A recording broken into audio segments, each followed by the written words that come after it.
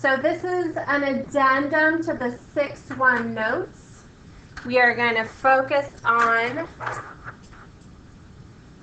this right here. So go ahead and circle if you have pencil. Highlight this if you have a highlighter. So if your index is even, your answer is going to have an absolute value most of the time. We need to talk about those times when you have an even index and you don't include the absolute value.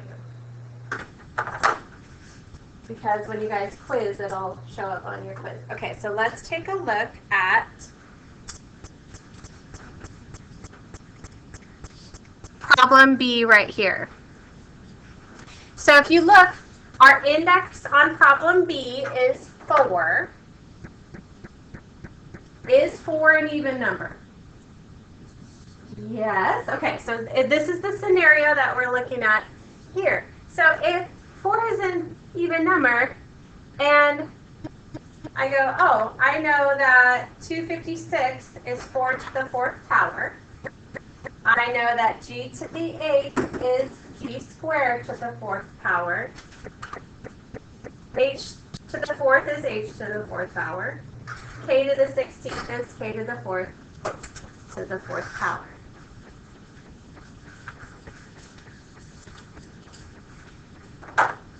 So, when I simplify that down, why is h the only one with the absolute value? They're all even. Why is poor h the only one that gets the absolute value? All right, so when I have an even index, the number itself, anytime you have a number that you're taking the 4th root, it's going to come out and doesn't need an absolute value. Numbers don't need an absolute value. When I have a variable, g to the 8th, when I take the 4th root of g to the 8th, just divide 8 by 4, to get g squared, because I have an even, I'm ending up with an even power. Anything squared is positive, so I don't need the absolute value sign. Because h, when I took the 4th root of it, just gave me h.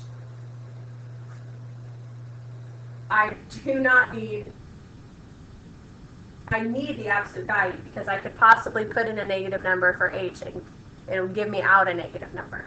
So I need that absolute value to say that I'm taking that 4th root, I need to get out a positive number.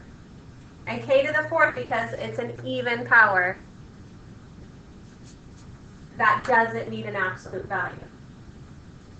Okay, so let's look at another couple examples. Let's look at 13 because I want to focus on even index examples. So for number 13, we're taking the square root. What is the square root of 36? 6.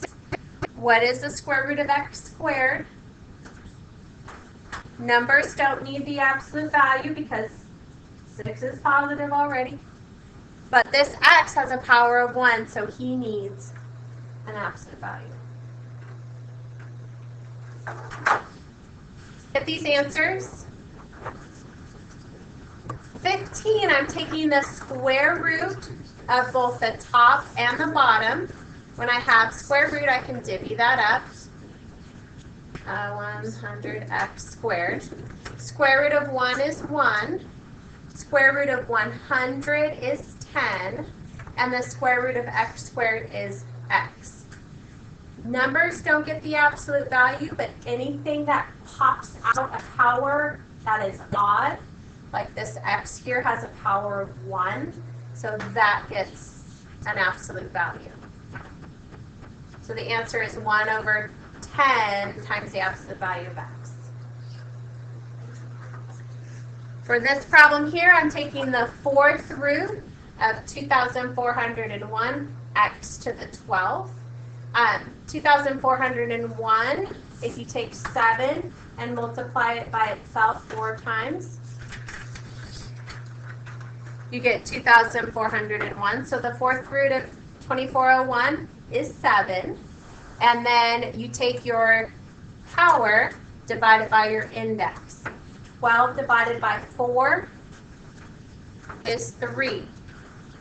7 is a number, it doesn't get an absolute value. X to the third is an odd power, so it gets an absolute value. Last but not least, 22. We are not going to use Pascal's triangle and multiply out these powers. Don't do that.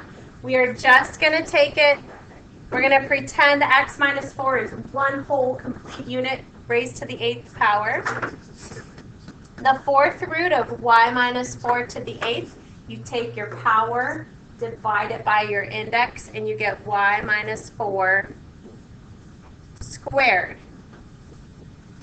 In the denominator, you get z plus 9 to the 4th power. We take that power and divide it by our index. 4 divided by 4 9 is 1.